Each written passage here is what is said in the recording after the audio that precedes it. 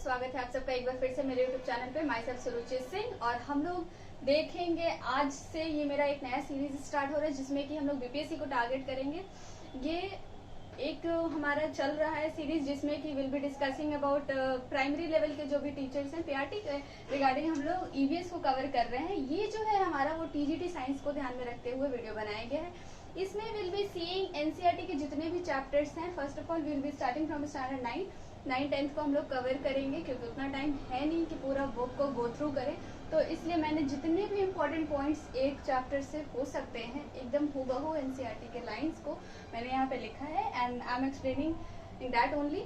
तो हम लोग देखेंगे कि शॉर्ट एंड क्रिस्प तरीके से किस तरीके से एनसीईआरटी को विद इन हम लोग मतलब जितने चैप्टर्स हैं आप देख लीजिए 14-15 के अराउंड चैप्टर है तो उतने दिनों में हमारा ये इंटायरली कवर हो जाएगा। तो बिना किसी डिले के स्टार्ट करते हैं आज का वीडियो और देखते हैं। तो सबसे पहले जब आप स्टैंडर्ड 9th की बुक खोलेंगे तो आपका जो चैप्टर 1 है वो है हमारा matter in our surroundings, that is chemistry का हमारा चैप्टर है। वैसे बेसिकली मैं बायो की टीचर हूँ बट बायो पढ़ा लेती हूँ बट टीजीटी साइंस के लिए क्या है कि आपको फिजिक्स केमिस्ट्री बायो तीनों से क्वेश्चंस पूछे जाएंगे। तो इसके लिए ज़रूरी है कि हम लोग पूरा साइंस को देखें और इससे पूरे साइंस को देखने के लिए सबसे बेस्ट मेरे अकॉर्डिंग एनसीईआरटी हमारा सफिशिएंट है और बेस्ट है। तो इसलिए एनसीईआरटी को ही मैं कवर कर रही हूँ। एनसीईआरटी से बाहर आपको एक भी पॉइंट नहीं मिलेगा, लेकिन उसमें जितने भी इम्पोर्टेंट टर्म्स वर्ड्स यूज़ किए गए हैं वो सब चीज़ को आपको एकदम ध्यान से समझना होगा और कोशिश करते हैं। तो इसी के साथ आज का वीडियो स्टार्ट करें आज का वीडियो। तो सबसे पहले जब आप देखेंगे तो उसमें मैटर इन अवर सराउंडिंग्स में हम लोग मैटर्स क्या है, ये पार्टिकल्स का बना होता है, पार्टिकल्स का कैरेक्टरिस्टिक्स क्या होगा, उसके बाद फिर स्टेट्स ऑफ मैटर को दिखाया गया है और कुछ जब आगे आप बढ़ेंगे तो कुछ हमारा एवापोरेशन और डिफ्यूजन वगैरह वर्ड्स जैसे टर्म्स भी यूज किए गए हैं। तो सबसे पहले जो हमारा पहला इम्पोर्टेंट पॉइंट जो मुझे लगा वो ये था कि जो हमारा मैटर है, matter in the form of 5 basic elements. पहले के जितने भी हमारे साइंटिस्ट लोग हैं उनके द्वारा मैटर को 5 बेसिक एलिमेंट्स के तौर पे दर्शाया गया, बताया गया और वो 5 बेसिक एलिमेंट्स को उन्होंने नाम दिया पंच तत्व का। वो पंच तत्व हमारा कौन कौन सा है? एयर, वाटर, अर्थ, फायर और स्काई। ये बस देखने में आपको इतना हेवी लग रहा है, इसमें है कुछ भी नहीं, मात्र 10 मिनट लगेगा आपको ये पूरा कवर करने में, ठीक है। तो ये 5 जो पंच तत्व है हमारे, जिसको कि हमारा मैटर का जो बेसिक एलिमेंट्स बताया गया कि कोई भी हमारा जो मैटर होता है वो हमारा इन्हीं 5 तत्वों से मिलके बनता है और वो तत्व हमारे एयर, वाटर, अर्थ, फायर और स्काई है। क्लियर है? यहाँ तक आगे बढ़ेंगे। नेक्स्ट पॉइंट है हमारा matter is made up of particles. हमारे जो ये मैटर होते हैं वो किस चीज के बने होते हैं? पार्टिकल्स के बने होते हैं। अब जब पार्टिकल्स के बने होते हैं तो इस पार्टिकल्स का हमारा कैरेक्टरिस्टिक्स क्या होगा? मतलब जिस चीज का हमारा मैटर बना हुआ है दैट इज पार्टिकल्स, वो पार्टिकल्स हमारे कैसे कैरेक्टरिस्टिक्स शो करेंगे। तो सबसे पहले कैरेक्टरिस्टिक्स की अगर बात करें तो particles of matter have space between them, उनके बीच में स्पेस होगा। Particles of matter are continuously moving, लगातार मूव करते रहेंगे। और तीसरा इसका कैरेक्टरिस्टिक्स है हमारा particles of matter attract each other, एक दूसरे को अट्रैक्ट करेंगे। तो यहाँ तक क्लियर है? अभी तक हम लोगों ने देखा कि जो भी हमारा मैटर है वो हमारे 5 बेसिक एलिमेंट्स के फॉर्म में एग्जिस्ट करते हैं, जिसको कि पंच तत्व का नाम दिया गया है साइंटिस्ट के द्वारा। और ये पंच तत्व हमारा किस चीज का एक हमारा कंटेन करेगा? तो वो है हमारा एयर, वाटर, अर्थ, फायर और स्काई। उसके बाद सेकेंड हम लोगों ने पॉइंट देखा दैट इज हमारा जो मैटर होता है वो बना होता है पार्टिकल्स का। अब ये पार्टिकल्स जो होते हैं जिससे कि हमारा मैटर बना हुआ है वो सर्टेन कैरेक्टरिस्टिक्स शो करता है। कौन कौन से कैरेक्टरिस्टिक्स है? तो उनके बीच में स्पेस होगा, दे आर कंटिन्यूअसली मूविंग, वो लगातार मूव करते रहेंगे और वो एक दूसरे को अट्रैक्ट करेंगे, अट्रैक्ट ईच अदर। जब हम लोग आगे बढ़ेंगे तो देखेंगे जो हमारा एक और लाइन है जो कि एनसीईआरटी ने कवर किया that is on heating diffusion becomes faster. Diffusion क्या होता है इसका एक डिटेल वीडियो आपको मेरे चैनल पे मिल जाएगा। कोई भी सब्सटेंस का movement from the region of the higher concentration to lower concentration हमारा डिफ्यूजन कहलाता है। तो यहाँ पे जो मेंशन किया है बुक ने वो ये है कि जब हम लोग हीट करते हैं किसी भी सब्सटेंस को तो तो डिफ्यूजन वहां पे फास्ट हो जाता है, मतलब डिफ्यूजन का रेट जो है वो बढ़ जाता है हीट के बढ़ने के साथ, मतलब कि ये डायरेक्टली प्रोपोर्शनल है हमारा हीट डिफ्यूजन के। आगे बढ़ेंगे तो हमारा आता है states of matter. States of matter मतलब कि हमारा किस किस स्टेट में मैटर हमारा एग्जिस्ट करेगा, डेट इज सॉलिड, लिक्विड और गैस। बहुत बचपन से आप लोग ये पढ़ते आ रहे हैं, इसका बेसिक डेफिनेशन 9th स्टैंडर्ड में भी वही है, एज सच कुछ भी चेंजेस नहीं आया है इसमें, तो उसको हम लोग देख लेंगे एक एक करके। सॉलिड की अगर बात करें तो दीज हैव डेफिनेट शेप, इनका एक डेफिनेट फिक्स शेप होता है। डिस्टिंक्ट बाउंड्रीज, बाउंड्रीज फिक्स होती है। फिक्स्ड वॉल्यूम्स, वॉल्यूम्स फिक्स्ड होते हैं। नेग्लिजिबल कंप्रेसिबिलिटी, मतलब कि इसको आप लोग कंप्रेस नहीं कर सकते हैं, ठीक है। आगे बढ़ेंगे, it may break under force but it is difficult to change their shape so they are rigid. इसको हम लोग ब्रेक कर सकते हैं कि नहीं कर सकते, आपको क्या लगता है? इसको हम लोग ब्रेक कर सकते हैं। It may break under force, अगर हम लोग फोर्स लगाते हैं तो कोई भी सॉलिड टूट जाता है ना, लेकिन हम लोग इसके शेप को बदल नहीं सकते हैं, विच मीन्स कि these are rigid in nature. Rigid मतलब ठोस, कड़ा, कठोर, ठीक है। तो सॉलिड की ये कुछ कैरेक्टरिस्टिक्स थे। तो सॉलिड के आप लोगों ने कैरेक्टरिस्टिक्स देख लिया, ये हमारा डेफिनेट शेप शो करेगा, इसकी बाउंड्रीज हमारे डिस्टिंक्ट होंगे, फिक्स्ड वॉल्यूम्स होगा, कंप्रेसिबिलिटी एकदम नेग्लिजिबल होगी, ना के बराबर। इसको हम लोग ब्रेक कर सकते हैं लेकिन इसके शेप में किसी तरीके का कोई भी चेंजेस नहीं कर सकते हैं, and that's why it is rigid in nature. बढ़ेंगे आगे और देखेंगे लिक्विड स्टेट्स की कुछ basic characteristics. Have no fixed shape, कोई भी इसका फिक्स्ड शेप नहीं होगा। But have a fixed volume, लेकिन वॉल्यूम फिक्स्ड होगा। बहुत ही बचपन से पढ़ते आ रहे हैं आप लोग ये सब चीजें, कि इसका हमारा कोई भी फिक्स शेप नहीं होगा लेकिन इसका वॉल्यूम फिक्स्ड होगा। मतलब कि अगर 1 लीटर आपने लिया है तो वो 1 लीटर ही रहेगा, चाहे आप उसको ग्लास में रखिए, बॉटल में रखिए या फिर प्लेट में रखिए। विच मीन्स कि ये जब आप प्लेट में डालोगे तो ये उसका शेप ले लेगा। यही पॉइंट हमारे यहाँ पे लिखा हुआ है, हैव नो फिक्स्ड शेप, कोई भी इसका शेप फिक्स नहीं होगा लेकिन इसकी वॉल्यूम जो है वो फिक्स्ड होगी। Not rigid but can be called fluid, और ये जो लिक्विड है हमारा वो रिजिड नहीं होता है, ठोस नहीं होता, कठोर नहीं होता, ये फ्लूइड इन नेचर होता है, मतलब तरल प्रभाव का होता है। आगे देखेंगे, solid and liquids can diffuse into liquids.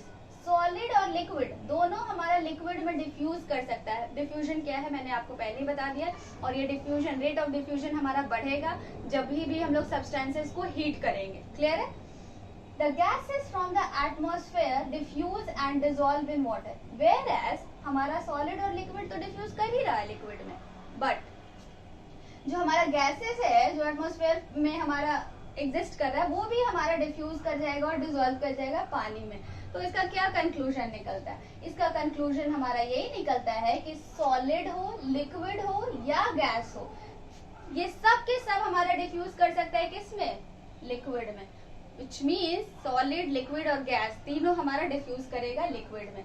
The rate of diffusion of liquid is higher than that of solid, लेकिन जो हमारा लिक्विड का रेट ऑफ डिफ्यूजन है, मतलब लिक्विड जितना जल्दी डिफ्यूज करेगा उतना जल्दी हमारा सॉलिड नहीं करेगा। Which means कि जो हमारा रेट है डिफ्यूजन का वो लिक्विड में ज्यादा होगा as compare to solid. Clear है यहाँ तक? यहाँ तक किसी तरह का कोई दिक्कत? आगे बढ़ेंगे, गैसेस की बात करें। अगर गैसेस की बात करें तो these are highly compressible as compare to solid and liquid. Solid और लिक्विड के कंपैरिजन में ये हमारा हाईली कंप्रेसिबल होता है, मतलब कि इसको हम लोग ज्यादा कंप्रेस कर सकते हैं। क्लियर? मैं थोड़ा फास्ट इसलिए जा रही हूँ क्योंकि इसमें बहुत कुछ है नहीं और वीडियो को लेंदी करने का कोई बेसिक मतलब है नहीं, क्योंकि यहाँ पे लास्ट मिनट रिविजन है और इसमें जितना ज्यादा हम लोग पढ़ सके, क्योंकि क्वेश्चन कहाँ से आएगा ना आप जानते हैं ना मैं जानती हूँ, तो इसलिए हम लोगों को ज्यादा से ज्यादा टॉपिक्स, ज्यादा से ज्यादा फैक्ट्स को, एस्पेक्ट्स को कवर करना वो नीडेड है, ठीक है। और जहां भी आपको कंफ्यूजन लगेगा आप कमेंट सेक्शन में पूछ लीजिएगा, I will be dealing with that. अभी तक ऐसा कुछ नया मैंने पढ़ाया नहीं है इसमें, तो स्लो जाने का कोई पर्पस है नहीं। और कोई यहाँ पे 9th और 10th के बच्चे हैं नहीं जो मतलब जिनको कि एक्सप्लेन वीडियो चाहिए। चलिए आगे बढ़ेंगे। गैसेस की बात करें तो these are highly compressible, compressible होते हैं और इसी कंप्रेसिबिलिटी के वजह से जो लार्ज वॉल्यूम है गैस का उसको कि हम लोग स्मॉल सिलेंडर में कंप्रेस कर लेते हैं और ये हमारा ट्रांसपोर्टेशन इससे इजीली हो जाता है उसको। आगे बढ़ेंगे, The minimum temperature at which a solid melts to become a liquid at the atmospheric pressure is called its melting point. बहुत ही इंपॉर्टेंट पॉइंट, मेल्टिंग पॉइंट क्या होता है? अब यहाँ से थोड़ा सा नया है। मेल्टिंग पॉइंट ऐसे तो हम लोग सब जानते हैं, पिघलने वाला जिसपे हमारा सॉलिड लिक्विड में तब्दील हो जाएगा, वो हमारा मेल्टिंग पॉइंट कहलाएगा। यहाँ पे एक टर्म हमारा ऐड किया है, एट द एटमॉस्फेरिक प्रेशर। समझने वाली बात, एटमॉस्फेरिक प्रेशर यहाँ पे क्या कहना चाह रहा है? तो मैंने यहाँ पे कुछ इंपॉर्टेंट पॉइंट्स नोट डाउन किए हैं, वहां पे मैंने आपको आई थिंक एटमॉस्फेरिक प्रेशर को मेंशन किया है। तो एटमॉस्फेरिक प्रेशर की अगर बात करें हम लोग, तो वो हमारा pressure of air in atmosphere is called atmospheric pressure. जो प्रेशर हमारा एयर में होता है, जो एटमॉस्फेयर पे लगाएगा, उसी को हम लोग कहते हैं atmospheric pressure. The pressure of air in atmosphere is called atmospheric pressure. अब एटमॉस्फेरिक प्रेशर को समझने से पहले आपको एटमॉस्फेयर समझना पड़ेगा, जो कि हम लोग ATM से डिनोट कर रहे हैं यहाँ पे। एटमॉस्फेयर हमारा क्या होता है? तो ये हमारा एक unit of measuring pressure exerted by a gas. ये हमारा एक यूनिट ऑफ मेजरमेंट है, जिससे कि हम लोग क्या मेजर करते हैं? Pressure exerted by a gas. कोई भी गैस ने कितना प्रेशर एक्सर्ट किया है, उसको मेजर करने के लिए we use a term called atmosphere, which is further denoted by ATM। Clear है? अब हमारा यूनिट ऑफ प्रेशर पास्कल होता है, जिसको कि हम लोग PA से डिनोट करते हैं, और एक atmosphere is equals to 1.01 into 10 to the power 5 pascals. ठीक है, क्लियर है? और फिर उसके बाद एटमॉस्फेरिक प्रेशर मैंने आपको बता दी। मेल्टिंग पॉइंट का क्लियर हो गया? मेल्टिंग पॉइंट हमारा क्या हो जाएगा? वो मिनिमम टेम्परेचर, कैसा टेम्परेचर? मिनिमम टेम्परेचर जिसपे कि solid melts to become a liquid. कोई भी सॉलिड मेल्ट करेगा लिक्विड बनाने के लिए at the atmospheric pressure is called its melting point. वो उसका क्या कहलाएगा? मेल्टिंग पॉइंट कहलाएगा। आगे बढ़ेंगे। The melting point of ice is 273.15 kelvin. हमारा आइस का मेल्टिंग पॉइंट क्या होता है? तो वो मैंने आपको यहाँ पे दिया है। ठीक है, 273.15 केल्विन। आगे बढ़ेंगे। The process of melting that is change of solid state into liquid state is also known as fusion. Melting तो आप लोगों ने सब जाना होगा कि मेल्टिंग क्या होता है, मेल्टिंग पॉइंट क्या होता है, क्लियर हो गया। अब हमारा एक टर्म आता है दैट इज फ्यूजन। अगर बात करें फ्यूजन की, तो ये भी हमारा एकदम सेम है, इसी को हम लोग मेल्टिंग को ही हम लोग फ्यूजन भी कहते हैं। ये भी हमारा वही प्रोसेस है जिसमें कि हमारा जो मेल्टिंग होता है, मेल्टिंग का वो प्रोसेस जिसमें कि that is change of solid state, जहाँ पे कि क्या होता था, सॉलिड स्टेट हमारा लिक्विड स्टेट में बदलता है, उसको ही हम लोग फ्यूजन कहते हैं। क्लियर है? मेल्टिंग का वो प्रोसेस, मेल्टिंग का प्रोसेस क्या है? Change of solid into liquid, उसी को हम लोग फ्यूजन कहेंगे। अब एक टर्म आया है लेटेंट हीट ऑफ फ्यूजन। अब ये लेटेंट हीट ऑफ फ्यूजन क्या होता है? तो लेटेंट की बात अगर करें तो लेटेंट मतलब होता है हमारा हिडन हीट। जब मैं अब इसको डील करूंगी ना, तब आपको अपने आप क्लियर हो जाएगा। तो फ्यूजन समझ गए हम लोग, लेटेंट हीट को समझ गए। लेटेंट हीट मतलब, लेटेंट मतलब हमारा हिडन। नेक्स्ट टर्म है हमारा लेटेंट हीट ऑफ फ्यूजन।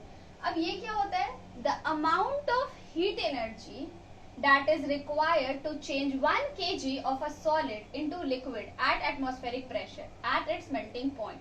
जब हमारा मेल्टिंग पॉइंट पे कोई भी क्या बोलते हैं उसको, सॉलिड होता है, लिक्विड में बदलना है, तो उसके लिए कोई सर्टेन अमाउंट ऑफ एनर्जी चाहिए। वो एनर्जी किस फॉर्म में? हीट के फॉर्म में। आप सॉलिड में हमारा बर्फ है, उसको पानी में पिघलाना है, तो वो या तो वो बाहर के सनलाइट के हीट की वजह से या फिर फ्लेम पे चढ़ाने की वजह से हीट एनर्जी उसको मिलेगी, तभी वो चेंज होगा, स्टेट चेंज होगा उसका। कोई भी स्टेट को चेंज करने के लिए we need some certain amount of heat. तो ये जो हमारा जो जितना अमाउंट ऑफ जो हीट चाहिए, उसी को हम लोग कहते हैं latent heat of fusion. The amount of heat energy that is required to change 1 kg of a solid into liquid at atmospheric pressure at its melting point is called latent heat of fusion। और उसी को हम लोग कहते हैं latent heat of fusion, मतलब hidden heat of fusion। Clear है? Fusion क्या होता है? तो process of melting that is change of solid state into liquid state is known as fusion. और जो अमाउंट ऑफ हीट एनर्जी जो जरूरत होती है इस फ्यूजन को कराने में, वो हमारा क्या कहलाएगा? Latent heat of fusion. तो उससे रिलेटेड हमारा एक पॉइंट है that is particles in water at 0 degree Celsius which is 273 kelvin have more energy as compare to particles in ice at the same temperature. जब आपने लेटेंट हीट ऑफ फ्यूजन को समझा तो उसके बाद हमारा ये कंक्लूजन निकलता है कि जो हमारा अगर वाटर और आइस दोनों 0 डिग्री सेल्सियस पे है, बट अगर हम लोग वहां पे कंपेयर करेंगे एनर्जी के बेसिस पे, तो जो हमारा वाटर के जो पार्टिकल्स होंगे उसमें ज्यादा एनर्जी होगा एज कंपेयर टू हमारा आइस का। क्लियर है यहाँ तक? वाटर के पार्टिकल्स में ज्यादा एनर्जी होगा as compare to ice same temperature पे अगर है तब। यहाँ पे कुछ इंपॉर्टेंट पॉइंट्स थे जो कि मैंने यहाँ पे मेंशन कर दिया। दैट इज हमारा एक था term that is LPG which stands for liquefied petroleum gas. Next is CNG compressed natural gas. उसके बाद हमारा एक वर्ड था डेंसिटी। अब डेंसिटी क्या होता है? तो ये हमारा यूनिट ऑफ मेजरमेंट है, the mass per unit volume of a substance. इसका फॉर्मूला है हमारा density is equals to mass by volume. Clear है? लेटेंट हीट मैंने बता दिया, एटमॉस्फेयर बता दिया, यूनिट ऑफ प्रेशर बता दिया और एटमॉस्फेरिक प्रेशर क्या होता है वो बता दिया। तो आई थिंक यहाँ तक 60% कवर हो गया, 40% और बचा है जो कि मैं अभी नेक्स्ट पार्ट में इसमें ही उसको ऐड कर दूंगी और एंटायर चैप्टर हमारा एक वीडियो में कंप्लीट हो जाएगा। ठीक है, बढ़ेंगे आगे और देखेंगे अब हम लोग नेक्स्ट अपना term that is boiling point को। मेल्टिंग पॉइंट को हम लोगों ने जिस तरीके से देखा, सिमिलरली बॉइलिंग पॉइंट को भी देखेंगे। The temperature at which a liquid starts boiling eight the atmospheric pressure. Same है, उसमें हमारा क्या हो रहा था, मेल्टिंग पॉइंट में क्या हो रहा था, सॉलिड लिक्विड में बदल रहा था एटमॉस्फेरिक प्रेशर पे, तो उसको मेल्टिंग पॉइंट कह रहे थे। बॉइलिंग पॉइंट में जब वो टेम्परेचर जिसमें कि हमारा लिक्विड स्टेट जो है eight which a liquid starts boiling, liquid हमारा स्टार्ट कर जाता है बॉइल करना एटमॉस्फेरिक प्रेशर पे, उसी को हम लोग कहते हैं बॉइलिंग पॉइंट। और बॉइलिंग जो है हमारा वो एक बल्क फेनोमेनन है। आगे बढ़ेंगे। A change of state directly from solid to gas. Solid to gas मतलब कि सॉलिड से लिक्विड ना होकर के डायरेक्टली गैस में बदल जाना without changing into liquid state, बिना लिक्विड स्टेट में बदले, is called as sublimation. Solid से गैस हो गया S2G, हमारा क्या कहलाएगा sublimation. A direct change of gas to solid, similarly just opposite, gas से सॉलिड हो गया, लिक्विड दोनों में नहीं आ रहा है।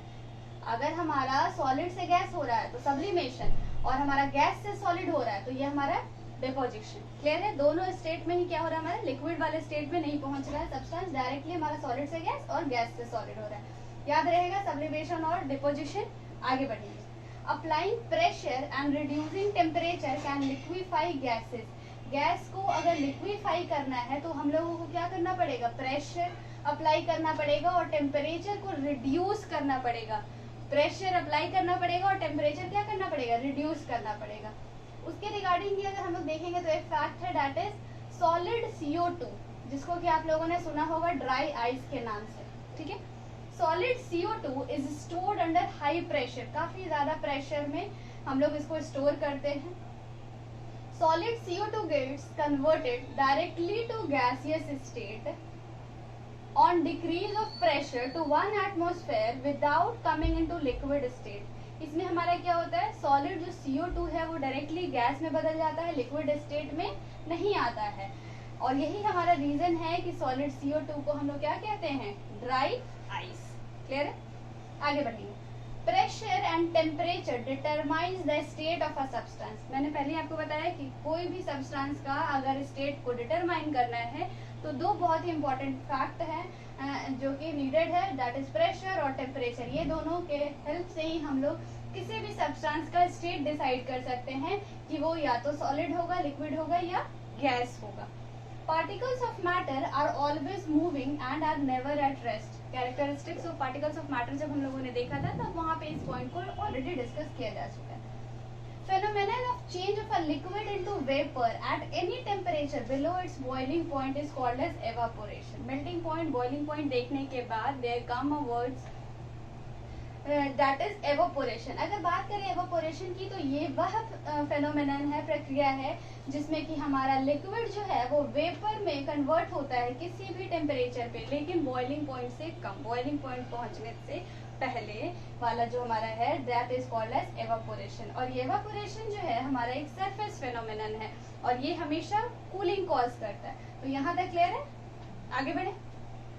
नाउ विल बी सीइंग कि कौन कौन से फैक्टर्स हैं जो हमारे एवापोरेशन को अफेक्ट करते हैं। तो हमारा रेट ऑफ एवापोरेशन बढ़ जाता है अगर हम लोग उसके सरफेस एरिया को बढ़ा देते हैं, अगर उसके टेम्परेचर को बढ़ा देते हैं, और अगर उसके विंड स्पीड को बढ़ा देते हैं, और ह्यूमिडिटी को डिक्रीज कर सकते हैं। जब सारी चीजों को इंक्रीज करना है, देखिए दिख रहा है, विंड स्पीड, टेम्परेचर और सरफेस एरिया बढ़ेगा और ह्यूमिडिटी घटेगा, तब हमारा जो रेट ऑफ इवेपोरेशन क्या है वो बढ़ जाएगा।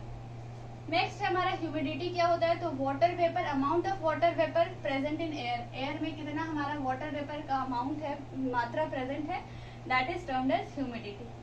अब जैसे हम लोगों ने देखा था लेटेंट हीट ऑफ फ्यूजन, उसी तरीके से हमारा लेटेंट हीट ऑफ वेपराइजेशन है, ठीक है। लेटेंट हीट ऑफ फ्यूजन में हम लोगों ने देखा था कि हीट एनर्जी जितना रिक्वायर्ड होता है किसी भी सॉलिड को, किसमें, लिक्विड होने के लिए, यहाँ पे लिक्विड को गैस होने के लिए जो amount of heat energy required होती है एटमॉस्फेरिक प्रेशर पे at its boiling point is called as latent heat of vaporisation. Clear है? The heat energy required to change 1 kg of liquid to gas, liquid से gas होने के लिए जो heat energy चाहिए that is latent heat of vaporisation, और solid से जो गैस होने के लिए, सॉलिड से जो लिक्विड होने के लिए चाहिए था वो latent heat of fusion. Clear है? उसको मैंने इस चीज को, इस पूरे चीज को यहाँ पे डायग्राम में कवर करके देखिए, सॉलिड लिक्विड गैस तीनों है। जब हमारा सॉलिड से लिक्विड होता है fusion, latent heat of fusion हम लोगों ने देखा, फिर यही लिक्विड गैस में हमारा तो वेपराइजेशन, फिर ये गैस से सॉलिड डेपोजिशन, और अब देखेंगे रिवर्स में, सॉलिड से गैस सब्लिमेशन, गैस से लिक्विड कंडेंसेशन, लिक्विड से सॉलिड सॉलिडिफिकेशन। क्लियर है? तो बस इतना ही था आपका chapter number 1 that is matter in our surroundings, NCERT का चैप्टर नंबर 1 स्टैंडर्ड 9th का इसके साथ समाप्त होता है। मिलते हैं नेक्स्ट वीडियो में, तब तक के लिए पढ़ते रहिए। Have a great day ahead. Thank you so much.